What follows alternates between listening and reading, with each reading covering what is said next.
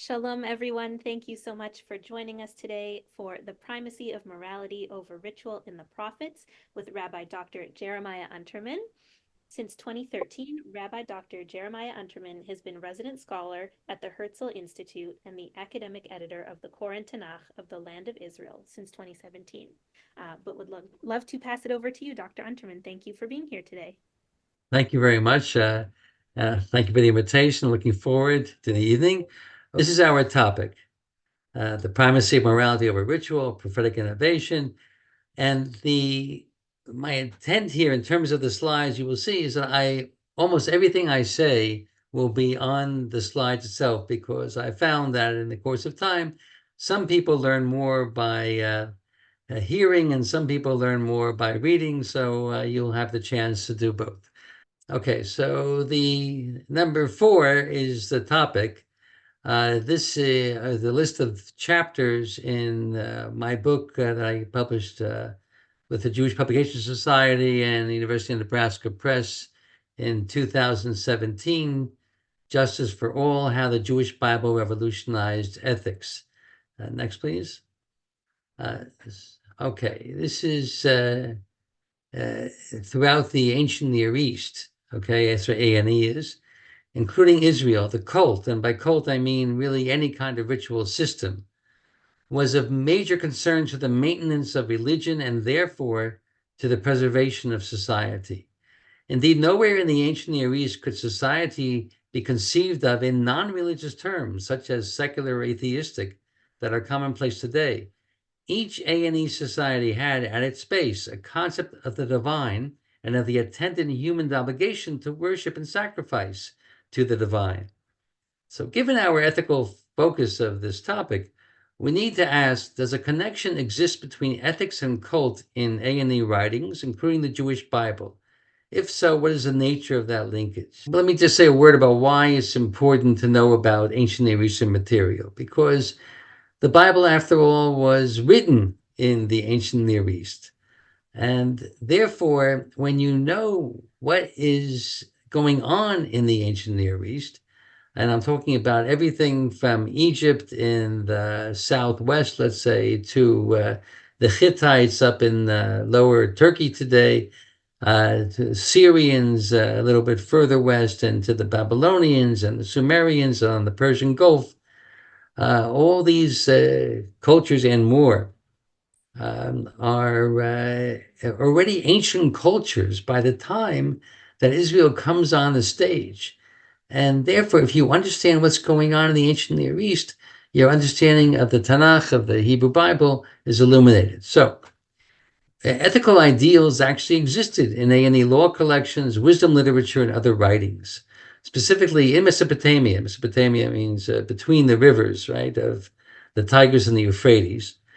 The king was understood to be legally obligated by the gods to ensure that the weak were not oppressed by the strong. And in Egypt, superiors were socially encouraged to feed the hungry, give water to the thirsty, and clothe the naked.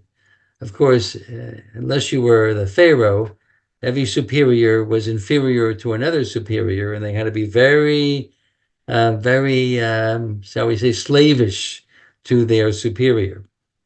In Mesopotamia, civil and criminal law comprised a different category from cultic requirements and under different administration. Similarly, in Egypt, legal adjudications, such as lawsuits based upon accusations of harm, whether involving property or person, took place outside of the jurisdiction of the priesthood. So what's going on both in Mesopotamia and in Egypt is that you have different authorities depending upon what is the issue that you're involved with. So if it's in terms of ritual, the cult, then your authority is the priesthood. If it's in terms of civil and criminal law, then it's a different kind of a judicial authority, which is not part of the priesthood. It's part of the rest of society, and the person on top is the king.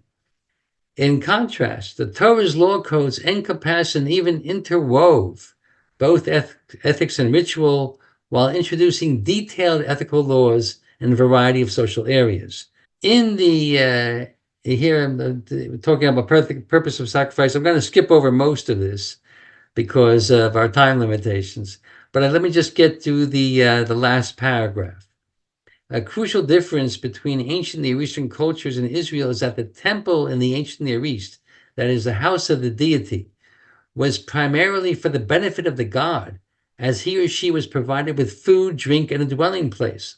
It's important to understand here that the major difference between our God, the God of Israel, and the gods of the ancient Near East was not one as opposed to many. The major difference was that those gods were all natural beings, and they lived off of nature. They were part of nature. They needed nature. However, in the Tanakh, in the Jewish Bible, God's supernatural character meant that he had no natural needs. In Israel, then, unlike all other societies, the temple is for the benefit of the people. Accordingly, the entire significance to God of a sacrificial gift was only symbolic. Now, I'm going to show you a couple of examples of ethics in cultic context in the ancient Near East. And by the way, when I was writing the book, and as I say, this is a selection from and a summary of chapter 4 of my book, I had to scour a lot of ancient Near Eastern literature to find what I'm going to show you now. As there wasn't that much that had combined ethics and cult. So in the hymn to Enlil Sumerian, this is about the 18th, 19th century BCE, the god Enlil establishes his seat in the temple of Nippur due to both moral and ritual characteristics of the city. Nippur was a major city of that time, and not terribly far from the Persian Gulf. So here I'm quoting from the hymn. Enmity, oppression, envy, brute force, libelous speech, arrogance, violation of agreement, all these evils the city does not tolerate. Nippur, whose hand the wicked and evil cannot escape, the city endowed with truth, where righteousness and justice are perpetuated. Of the rituals so precious, every day a festival, the break of dawn, a grand harvest feast, the house of Enlil is a mountain of overflow where beggar, scavenger, and idler are taboo. Notice that. Beggars are not permitted anywhere in the temple area there. Right?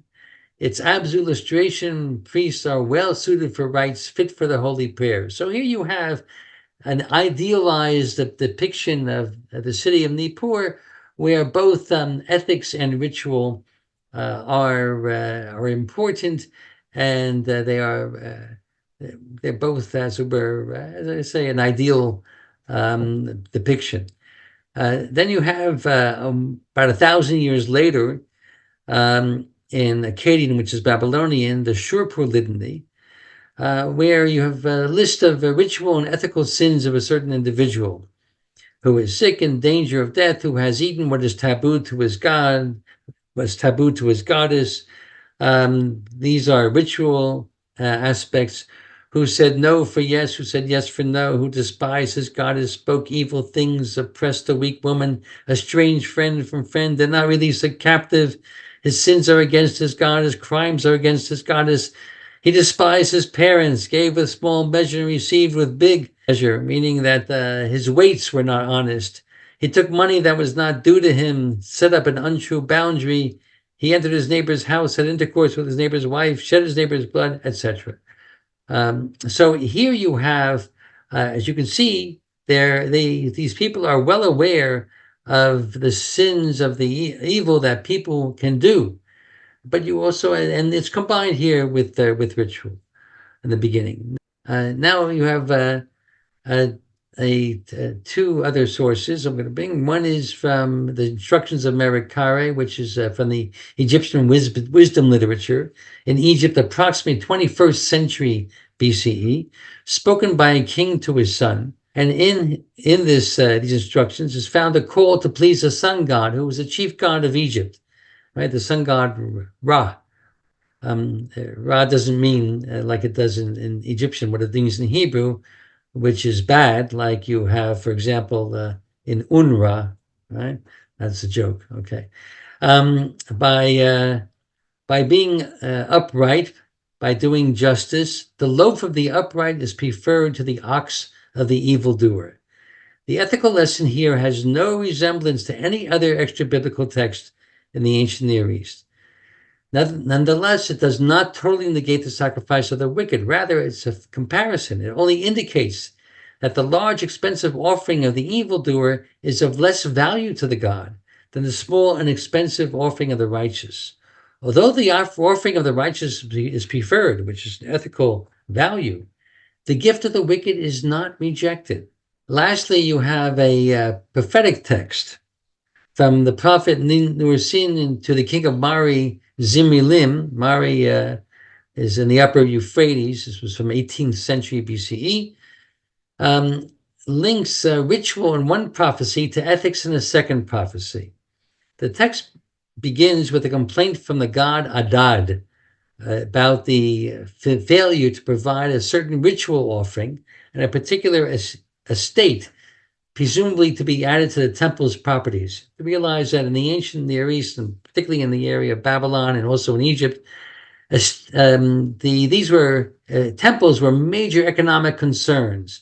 They had estates, they had a huge amount of property in which a lot of agriculture was done, and they provided wealth to the estate besides the offerings that people made. Then the text quotes the god, "Am I not Adad, who raised him, the king, in my lap, and restored him to his ancestral throne? Now, since I restored him to his ancestral throne, I may take away the estate from his patrimony as well. Should he not deliver the estate that I want to my temple, right, I can take away what I have given. But if, on the contrary, he fulfills my desire, I shall give him the land from the rising of the sun to its setting," meaning that he will have untold riches. Later in the text, Nursing quotes another prophet. "A prophet of Adad, lord of Aleppo, spoke as follows, 'Am I not Adad, lord of Aleppo, who raised you in my lap and restored you to your ancestral throne? I do not demand anything from you. When a wronged man or woman cries out to you, be there and judge their case. This only have I demanded from you. If you heed my word, I will give you the land from the rising of the sun to its setting." So here you have the god's ethical demand. First you had a ritual demand, now you have an ethical demand to provide justice. And this is similar to that made of the king in Mesopotamia in legal and royal contexts. So to answer the questions posed at the beginning of this section, in cultic settings in the A&E, evidence exists that the gods desired both morality and ritual. Late 3rd millennium BC wisdom text from Egypt says this does proclaim that the god of all favors an offering based not upon its subjective value, but upon the ethical behavior of the offerer. Nonetheless, the sacrifice of the malefactor is not rejected. Finally, a prophetic text affirms that the king's obedience or disobedience to a god's ritual or ethical desire will result in reward or punishment, respectively. So that's our ancient Near Eastern evidence. Now let's look at the Torah. The Torah's law codes list ethical and cultural requirements next to each other, but it's not possible to infer from the Torah's legislation whether ethics or ritual has greater value. One of the only ways to tell that the relative importance of a specific law in the relative importance of a specific law in the Torah are if a harsher punishment or a greater reward is attached to it. So, for example, the death penalty is mandated for both severe ethical, such as murder, and ritual violations, such as working on Shabbat. You might want to think about that next time you work on Shabbat. But conversely, in Deuteronomy, the assurance of long life is attached specifically to 3 ethical laws. The first is honoring one's parents in the 10 Commandments. The 10 Commandments appears twice in the Torah, once in Exodus chapter 20 and once in Deuteronomy 5. And the second aspect is taking young birds from a nest only after chasing away the mother bird. If along the road you chance upon a bird's nest, but the mother sitting over fledglings or eggs, do not take the mother along with her young. First chase the mother away or send her away and take only the young in order that you may fare well and have a long life. Notice that if you think about it, this has a lot similar to honoring one's parents, because here you're honoring in a sense, the parent of the birds you're taking. And then you have honest weights and measures. You shall not have in your pouch alternate weights, large and small. You shall not have in your house alternate measures, large and small. You must have completely honest weights. You must have completely honest measures in order that you will long endure on the soil that the Lord your God is giving you. And by the way, these laws about having honest weights are also laws in the ancient Near East. At the same time, long life is also promised for obedience to all the commandments, including the ritual acts of tying of the tefillin, tying God's words on one's hand and forehead, and writing them on the doorposts of one's house, the mezuzah. Similarly, one may not ingest the blood of an animal in order that it may go well with you and your descendants after you, for you will be doing what is right in the sight of the Lord. This is from Deuteronomy chapter 12. This seemingly ritual injunction is actually derived from an ethical ideal. Blood is a tangible symbol of the life that God has given all birds, land animals, and humans. Accordingly, eschewing the ingestion of blood shows reverence for God-given life.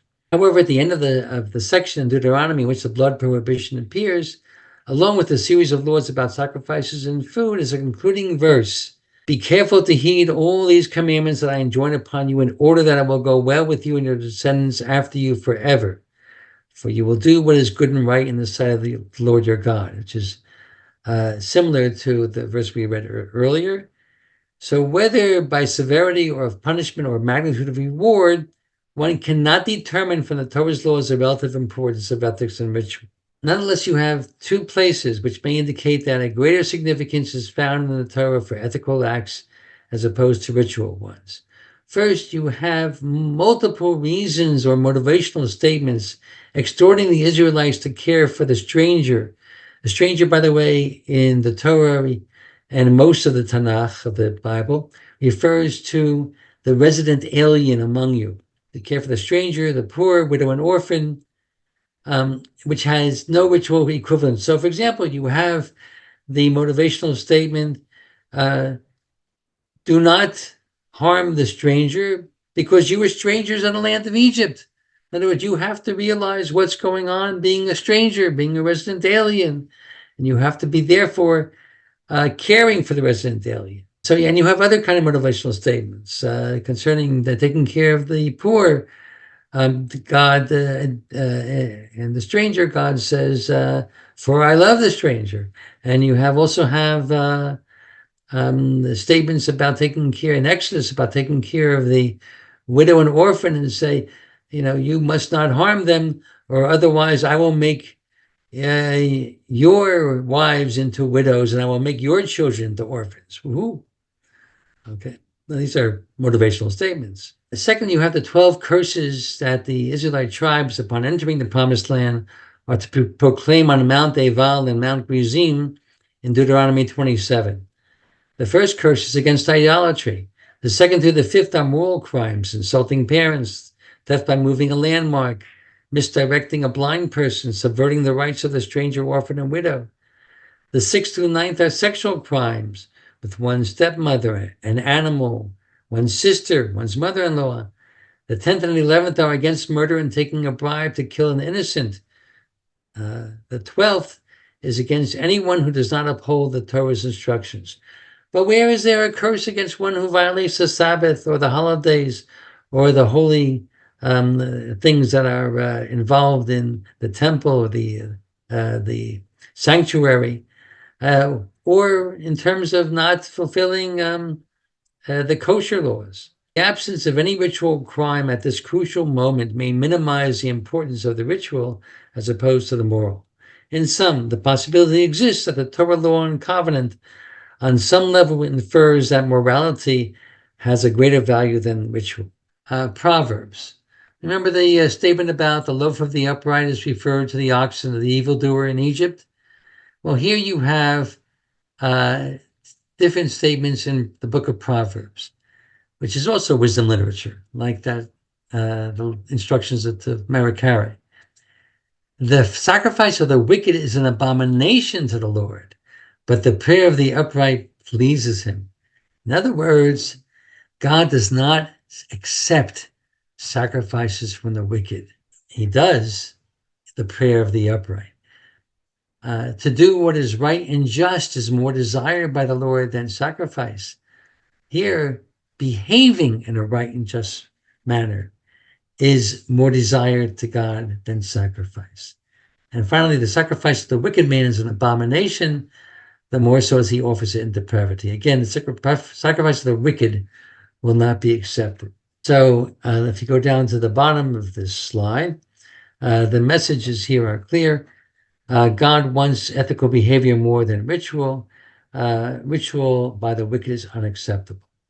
And now we're going to the prophets, who are the greatest exemplars of the importance of ethics over ritual. Okay, by the way, in 1 Samuel 15, it was Samuel's rebuke of Saul, where Samuel rebuked Saul because Saul allowed the people to take the flocks and cattle of the Amalekites, who God had demanded that Saul destroy, and actually destroy all their flocks and cattle also. And Samuel said to Saul that to hear the word of the Lord, to do what God tells you to do, is better than sacrifice. Okay. Now you have Amos, who, a famous passage at the end of chapter 5. Amos, by the way, is a prophet in the second quarter of the 8th century BCE. Although he's a Judean, he is a prophet to the north, to North Israel. I despise your festivals. I take no delight in your solemn assemblies. Even if you offer me burnt offerings and your meal offerings, I will not accept them. And the gift offerings of your fatlings I will not look upon favorably.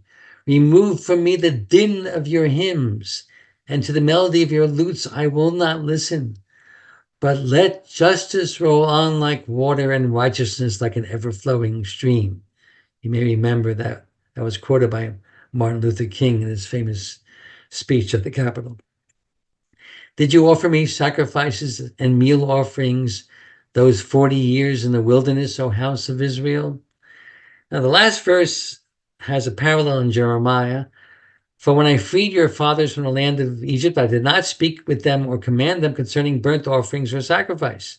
But this is what I commanded them. Do my bidding, that I may be your God, and you may be my people. Walk only in the way that I enjoin upon you, that it may go well with you. So many academic scholars have thought that both prophets were unaware, both Amos and Jeremiah were unaware of the Torah's statements that the Israelites offered sacrifices in the desert wanderings.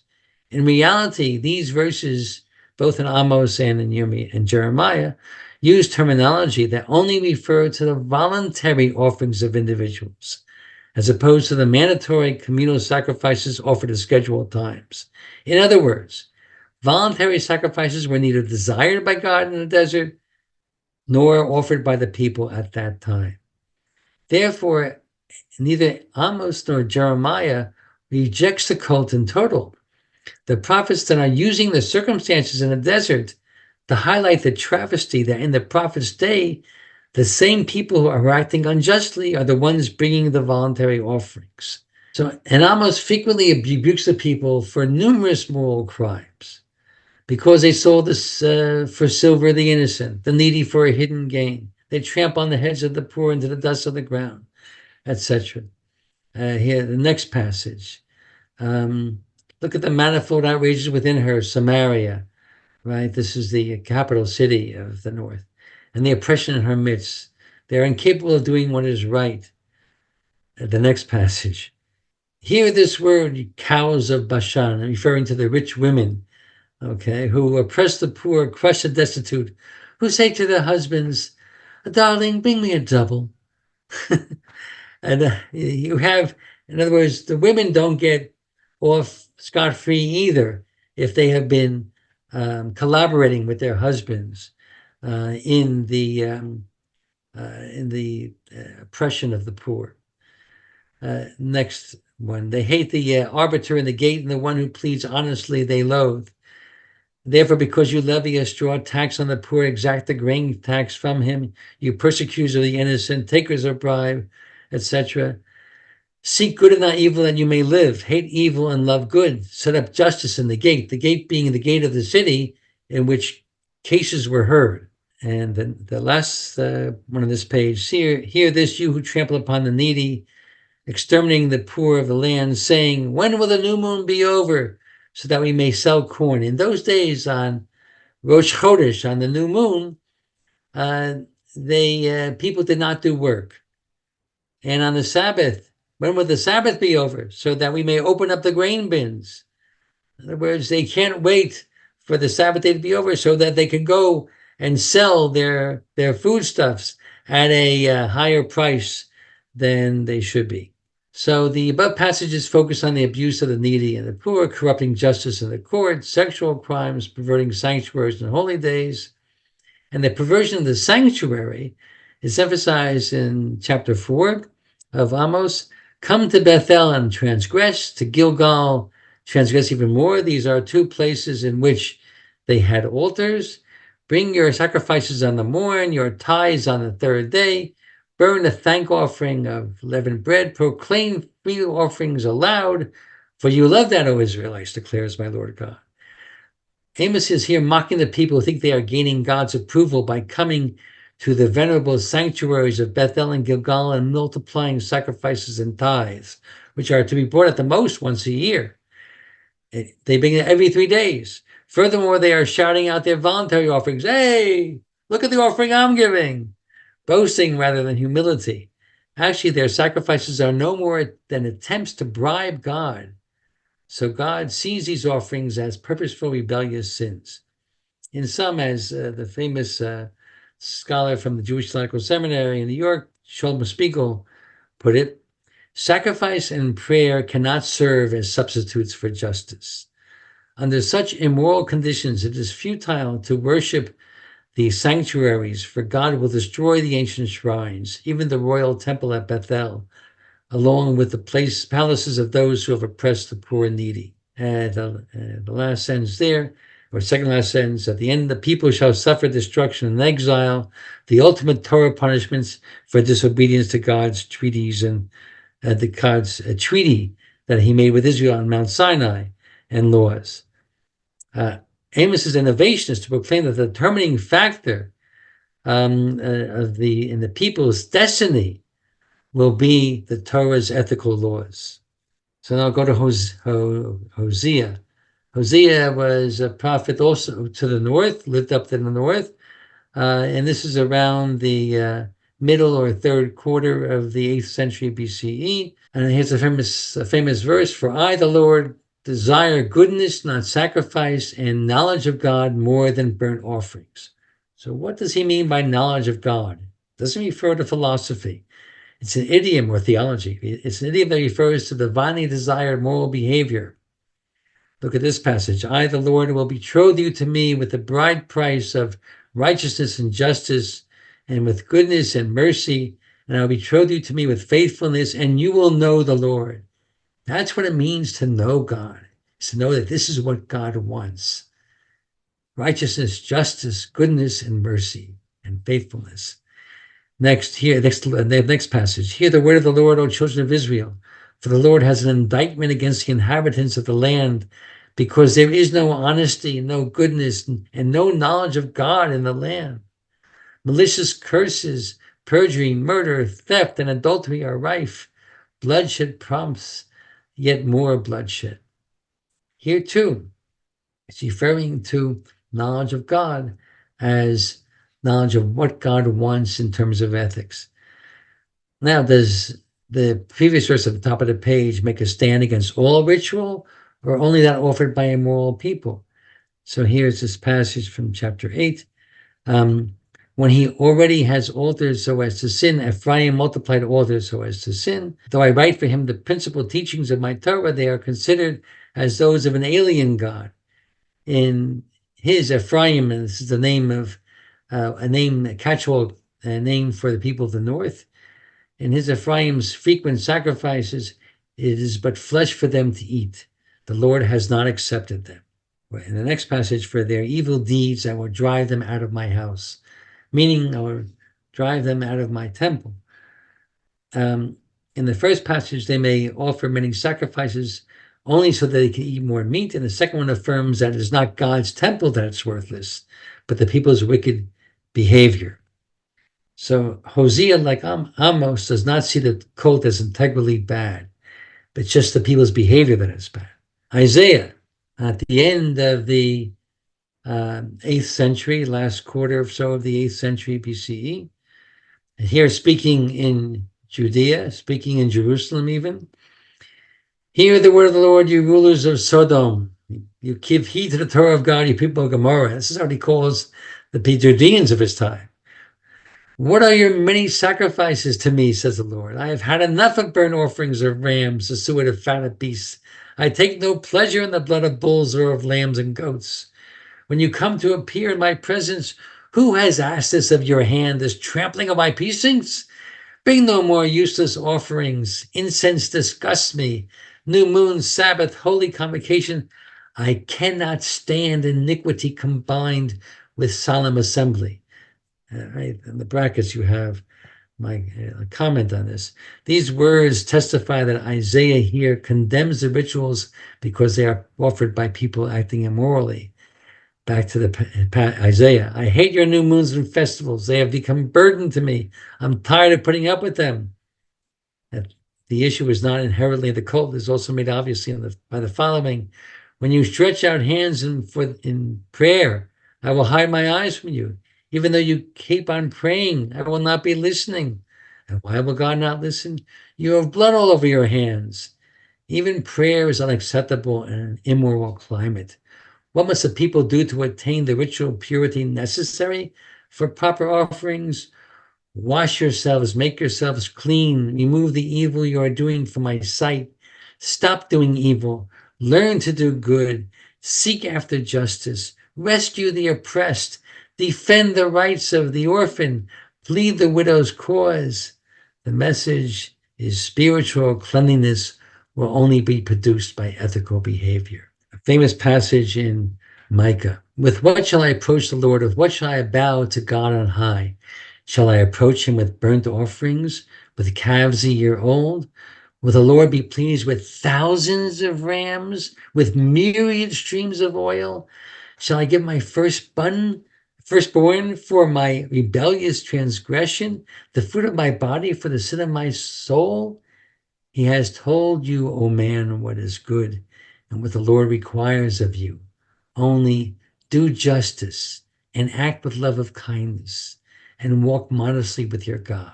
Note that sacrificial content is escalated here to an absurd degree, from the normal burnt offerings of year-old calves to the exaggerated thousands of rams only affordable by a rich king in a one-time ceremony, and myriads of streams of oils, to the most heinous sacrifice, a child.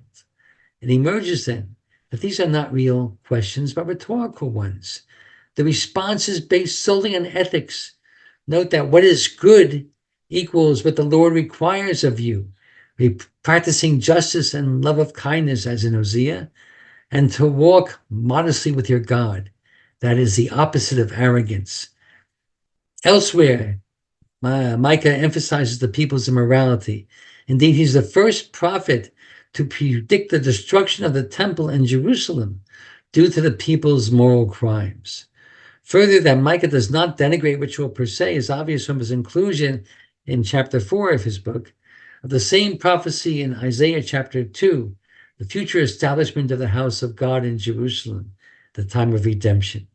Just as Isaiah saw a future for the cult, so did Micah. Then the last prophet I'll bring is Jeremiah chapter 7. The word which came to Jeremiah from the Lord, saying, stand at the gate of the house of the Lord and there proclaim this word.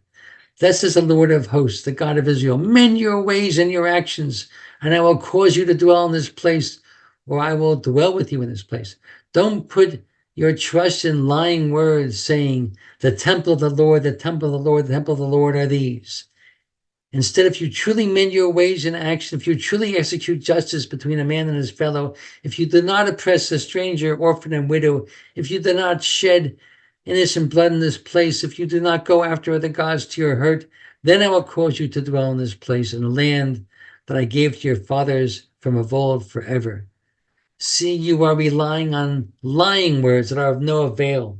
Will you steal, murder, commit adultery, swear falsely, sacrifice to Baal, and follow other gods who you have not known, and then come and stand before me in this house that bears my name and say, we have been rescued in order to do all these abhorrent things?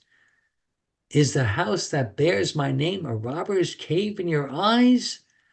I too have seen, meaning what's going on, declares the Lord. Now, what's the message of this passage? By the time of this prophecy, which is, by the way, Jeremiah speaks at the beginning, he's a prophet from the end of the 7th century to the beginning of the 6th century, right on to the destruction of Jerusalem under the Babylonians and shortly after.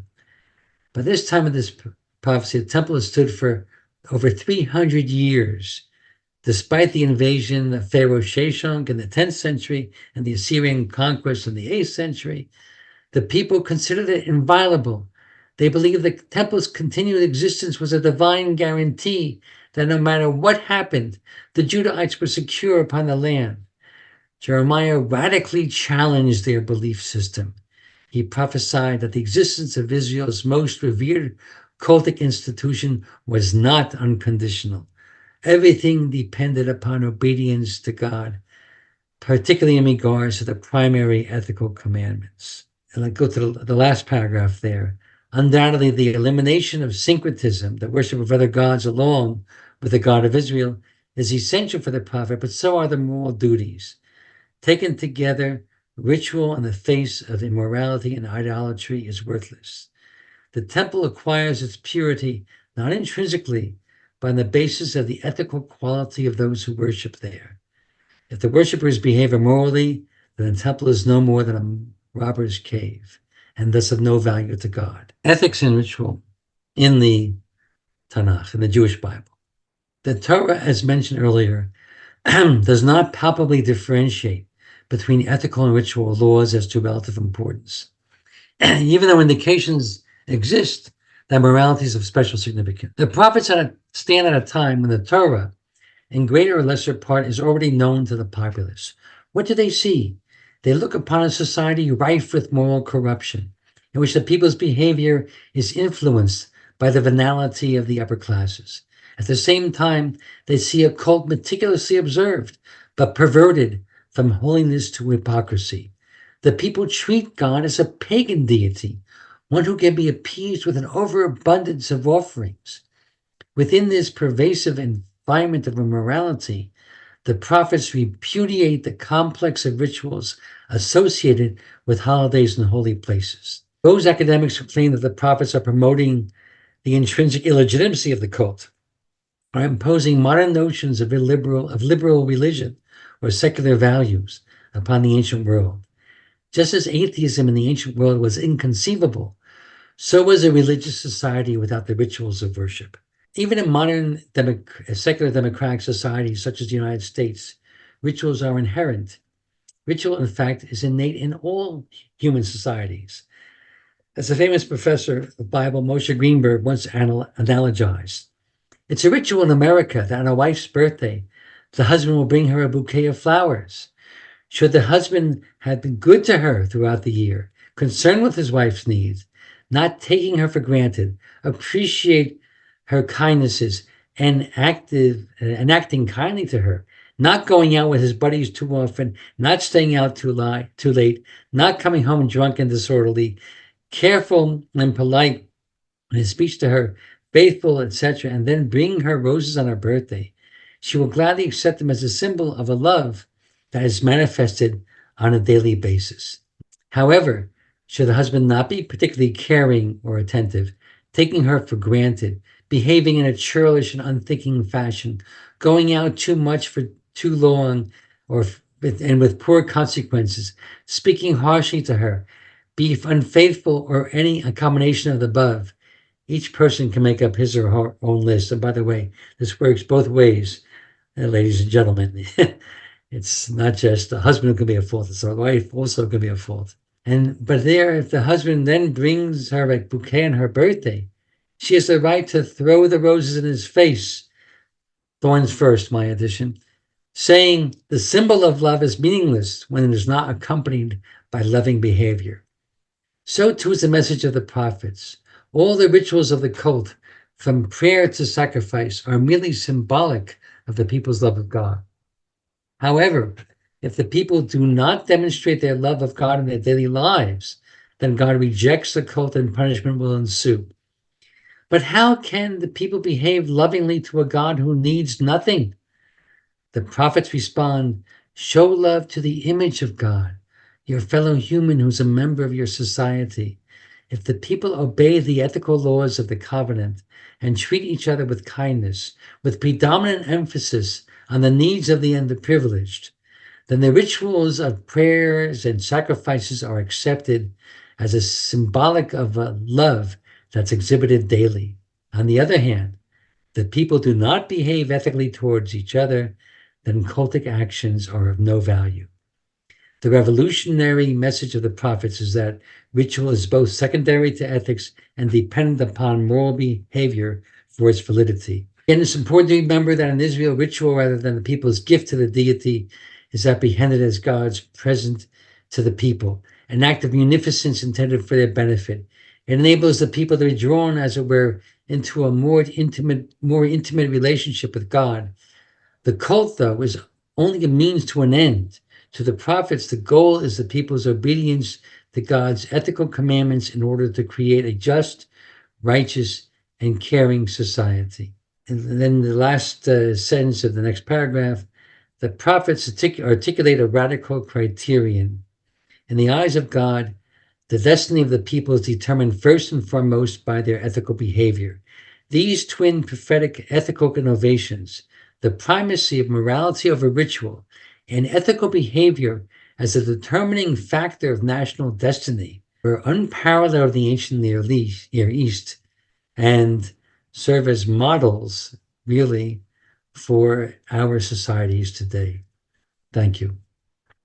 Thank you so much, Dr. Unterman. We would love to open it up to any questions or comments with the remainder of our time today. So please feel free to raise your hands, or you can always write things in the chat and we can call on people to unmute. Hi, Rabbi Sarah Gilbert. Yes, Doctor. Can you clarify the time frame for us? Because if we sort of with the academic sections of our mind look at Ezra, for example, who was like, what, 4th, 3rd century BC? 5th, probably towards the last half of the 5th century, yeah. And it was Ezra who made the Torah known to the people. And we see Torah being read to the people. But yet these prophets came before Torah. So can you... Yeah, I'm not sure. I don't actually agree with you. It's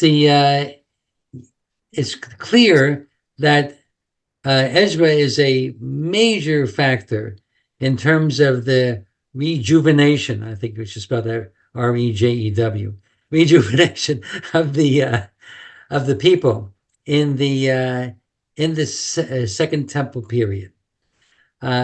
Because the first half of the 5th century BC, before he arrived on the scene, was apparently a time of drought and a time of poverty, and when people are encased in poverty, they don't have much time to reflect on other things.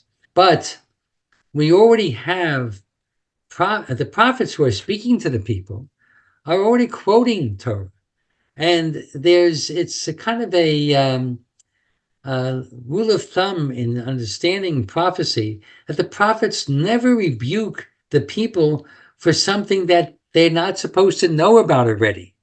Okay, so so you already have you already have things. I say by already the 8th century, which is when you have the prophets who I began citing. Okay, in terms of Amos and Hosea, etc. And Jeremiah, as I say, at the end of the 7th, the beginning of the 6th, you already have a certain amount of knowledge which is assumed by the prophets of the people. And it's you never have somebody who says to him, "What? I never heard of such a thing." Right? That's never, you never find that in the Bible, where or in the prophets, where somebody comes. It's the question is, are they paying attention to it? Not that they don't know it. So I think that you certainly have. You also have right on through the Babylonian exile, when you have Ezekiel and also the last the anonymous prophet of the last 27 chapters of Isaiah. You also have references and to what's going on in the Torah. So and Deuteronomy, right? Let's just take Deuteronomy for example. You already have the scroll of the law being read by Josiah, right? Who's already at the end of the 7th century, in front of the people. So what you do have are certain reforms. You have a reform of Hezekiah, King Hezekiah, in the 8th century, which are already based upon Torah literature. Some scholars think that Hezekiah based his on Exodus to Numbers, and some scholars think that the Josiah's was based upon Deuteronomy. But whatever the case, these are still scrolls of the Torah. So I think that yes, you have a rejuvenation going on in the 5th century, but it doesn't mean that you didn't have such knowledge already known earlier among I'm not saying all the people, but there's certainly a significant degree. Thank you. I have a couple questions that were written to me in the chat. Sure. One was a comment about not participating in Pesach commemoration leading to karet. Would you like to comment on that? Yes. As I mentioned early on, that the Torah specifies that for not doing certain rituals, such as Shabbat, right, was what I mentioned, although Shabbat is a coalition of both ethics and ritual. But if you don't keep the Shabbat, then you can be charged with a death penalty, actually, in the book of Exodus, if you remember. So so there are other rituals which are considered, again, one of the ways that we can tell the importance of a ritual or an ethic is what is the punishment involved if you transgress one of those. And yes, the importance of the Paschal sacrifice and the is a very important one. There's no question about it. And yes, so karet can be given for some of these for not obeying the ethical rituals, because ultimately what you have, and this is why I say in the Torah, it's difficult to say that ethics is more important than ritual. You only really get the full understanding of the relation between ethics and ritual when you get to the prophets. And this is why I spend so much time on the prophets. But there is just a comment I say, which is several times in Deuteronomy, that your destiny depends upon fulfillment of all the commandments, not just one group or another. Thank you. I hope that was helpful. One more question that came to me in the chat, and then we can go to Rabbi Barbara. The question was, when and why did prophecy end? That's a great question. It's something which I think a lot of people have thought about. I'll tell you what my approach is. There are different thoughts on the matter, But my approach is that one of the great images of God in the Bible is that of God the parent. And I don't say just father.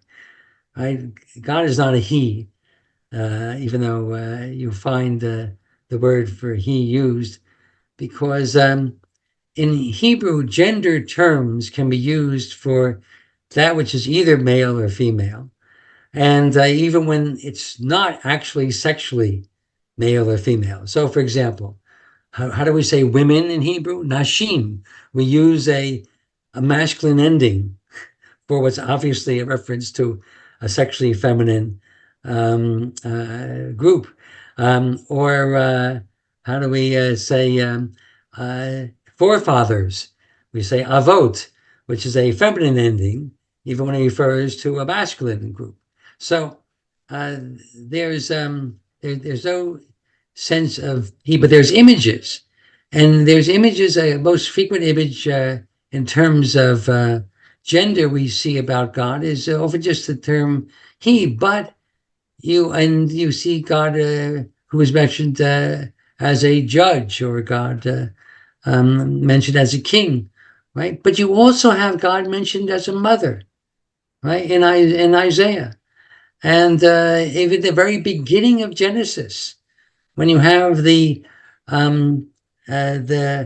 wind or spirit of God, okay, is hovering, and the word there is in the feminine, rachefet, is hovering on the face of the waters, and you understand what's really going on there is this sense of God at the beginning of creation acting like the mother, okay, of creation, and every day is like a sense the baby beginning to come out of the womb until finally, right? It's good, right? Good in Genesis chapter 1 is not, as many people think, an aesthetic term. It's an ethical term, okay? And at the end, it's very good, right? Which is right. So there's ethical aspects in Genesis chapter 1. So I think that what you have is that when you have the idea of God as a parent, and you have other passages, by the way, in Jeremiah and Isaiah, in reference to God as a mother. So you have when you have the sense of God as a parent, what's a parent supposed to do? A parent is supposed to teach the children how to be good people, right? And what is the Torah? If not the teachings of God, and the prophets are also speaking the word of God. And you have all these teachings about goodness and what you have to do to be good. Now, there's a certain point in a family, right, where the parent has, as it were, given over all the teaching that's necessary for the child to know. And the child grows up, and the child leaves the home. You don't expect then, when the child, does something good or bad, that the parent is going to reward or punish the child, right, as an adult, all right? And nor do we expect that if the child gets in trouble, the parent will always, as an adult, and the parent will always be able to save the child in some way. So I think that what happens is, with the end of prophecy, is that we have everything that we need to know to be good people has been already communicated to us. And there is nothing really more that needs to be added on that simple level. I think that's why prophecy ends. Rabbi Barbara, you get the last question. Thank you. And thank you, Dr. Unterman. So great research, and we, of course, are only getting a taste of it. So I edited a book called Prophetic Voices, Renewing and Reimagining Haftarah, and was one of the presenters here. And my question Sounds like is, a good book. yeah, sounds like a good book. Yes. Yeah, it's fascinating. I mean, it's just trying to make it relevant. So the reality is that I think that if we encounter the prophets, it's more likely through Haftarah, and Haftarah is more likely that you are sitting in a very subgroup of Jews at worship, or maybe some kind of study program, but it gets sort of narrowed unless you take a course on Isaiah or whoever. So my question is this, if you would speak to how the prophets chosen by the rabbis to become Haftarah, do they not just stand up to your test, which I agree they do. I think it's more about ethics, but it seems so much about repentance, right? Get back on the right track, get back to Israel, get back to building the temple, get back to sovereignty. And some of us, especially liberal Jews, have a lot of issues with those three parts to this. So could you speak to the narrower area of how the rabbis chose from the prophets to bring forward Haftarah?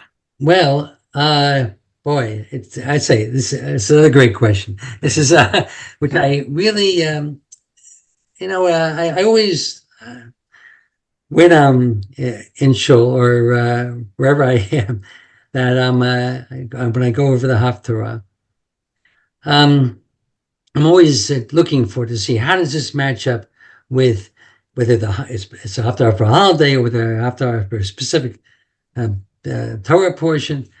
And it's always interesting for me to see to look and see what's going on. First of all, repentance is not really about, I don't think, about rebuilding the temple. It's not indicated. It's a part of redemption. Yes, that in the time of redemption, there will be a rebuilding of the temple.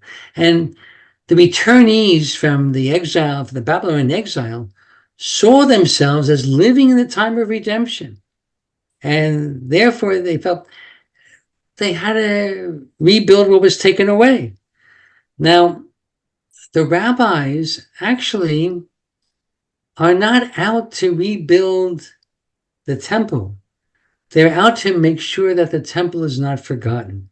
Because what they are doing in the Talmud is, after all, the Talmud begins at the period when the temple is destroyed. The Mishnah is already being written at you have the Mishnah of Rabbi Akiva, right? You already have the Mishnah which is, being written. I mean, that during the time the temple is destroyed, it's not ended at that time, not put together fully at that time, but it's already being written. And this was a great trauma, just as the temple destruction in the Babylonian period was a tremendous trauma to the people.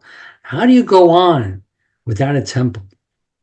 And the rabbis finally understood, I mean, as the Gemara goes on, that, you can't hope on a daily basis that the temple is going to come back, and you have to substitute for the temple. And so the meal at the table becomes a substitute for the temple. Tzedakah becomes substitute for the temple. There are other things that becomes a substitute for the temple. So the truth is, look, I guess you would call me a modern Orthodox Jew, I suppose, living in Jerusalem. I'm not out there, yelling on the streets, we want the temple, no, I mean, that's not, I'm much more interested in ethics. And I think that God's more interested in ethics too. I'll let God worry about the temple. Okay. But it's like, I think that there was a glory that was the temple, but again, as Jeremiah, who gave me my name, showed, that's you can't rely on a temple as a replacement for ethical behavior. To the contrary, the temple won't exist without ethical behavior. And so that's what we have to focus on. I think, and there's a lot in the Haftarah, I think more in the Haftarah about that than there is about the temple being rebuilt. Thank you. Thank you. Thank you very much. Okay. Thank you so much for being here today. Sorry we went a few minutes over. Just want to quickly mention our next class, which will be at the same time next week on March 7th, Mistreating Widows and Orphans. Whom does this law address? With Rabbi Dr. Martin Lokshin. So we hope you can all do that as well. Good friend of mine. Great. Yeah, hope you can all make it. And thank you very much for being here today. Have a good day.